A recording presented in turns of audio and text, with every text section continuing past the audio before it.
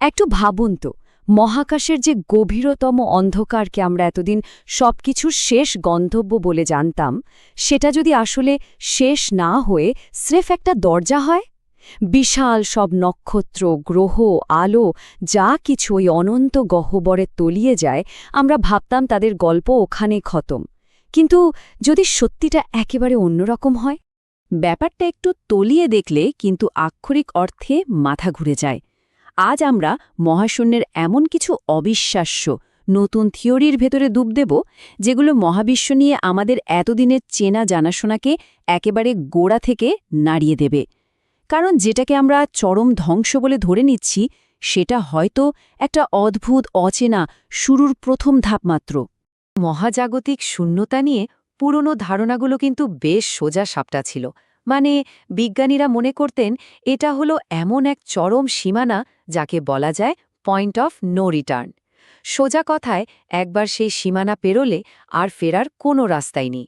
সবকিছু যেন ম্যাজিকের মতো চিরতরে গায়েব হয়ে যায়। ঠিক এই জায়গাটাতে গল্পটা একটা অদ্ভুত মোড় নিচ্ছে। একদিকে রয়েছে সেই পুরনো বিশ্বাস, যেখানে অন্ধকারে সবকিছুর চূড়ান্ত ধ্বংস অবধারিত, আর অন্যদিকে একদম হালফিলের কিছু গবেষণা এমন একটা সম্ভাবনার দিকে আঙুল তুলছে যা শুনলে রীতিমতো চমকে উঠতে হয়। এই নতুন থিওরি বলছে সেখানে হয়তো কোনো ধ্বংসই নেই, বরং লুকিয়ে আছে বেরিয়ে আসার এক গোপন রহস্যময় রাস্তা। চিরতরে মুছে যাওয়ার যে থিওরিটা এতদিন পাথরের দাগ বলে মানা হতো, সেটা এখন খাদের কিনারে দাঁড়িয়ে। আধুনিক বিজ্ঞান বলছে ওই অতল শূন্যতার পেটে সেধিয়ে যাওয়ার মানেই অস্তিত্ব মুছে যাওয়া নয়, বরং অস্তিত্বের নিয়মগুলো হয়তো সেখানে এমনভাবে বদলে যায় যা এই মুহূর্তে দাঁড়িয়ে আমরা ঠিকমতো কল্পনাও করতে পারছি না। গবেষণার ঠিক এই লাইনটা একটু মন দিয়ে শোনা যাক। ধ্বংস হয় না, বরং অন্য দিক দিয়ে বেরিয়ে আসে। বুঝতে পারছেন ব্যাপারটা? এই একটা মাত্র বাক্য আমাদের পুরো চেনা জগৎটাকে উল্টে দিচ্ছে।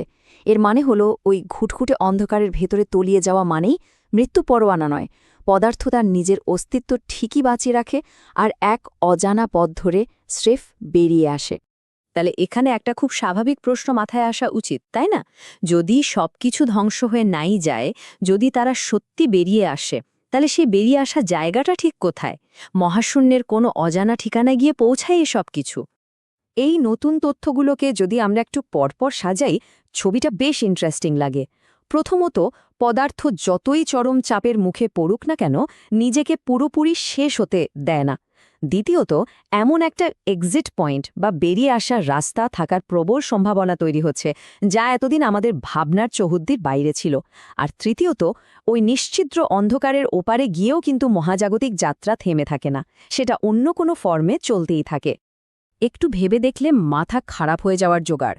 সত্যি যদি ওই জমাট অন্ধকার থেকে বেরিয়ে আসার কোনো গুপ্ত পথ থাকে, তাহলে আমাদের চেনা বাস্তবতার সব নিয়মকানুন একেবারে তাসের ঘরের মতো ভেঙে পড়বে।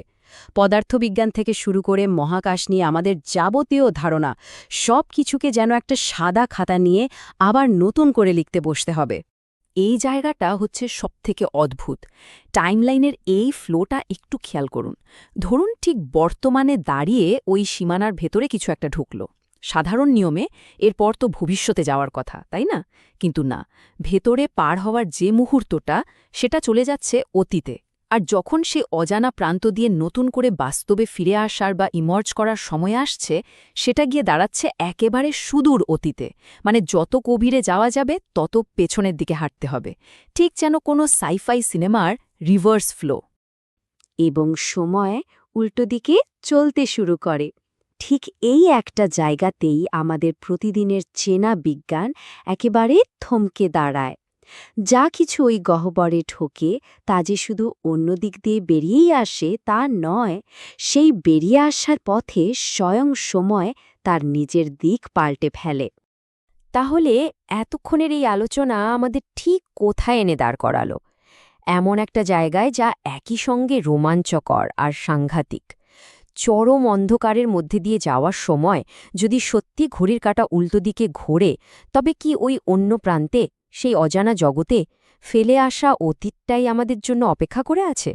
যদি তাই হয়, তাহলে শেষ বলে কি আদৌ কিছু আছে, নাকি যেটাকে আমরা শেষ ভাবছি সেটাই আসলে অতীতে ফিরে যাওয়ার একটা দরজা? ব্যাপারটা একবার ভেবে দেখবেন।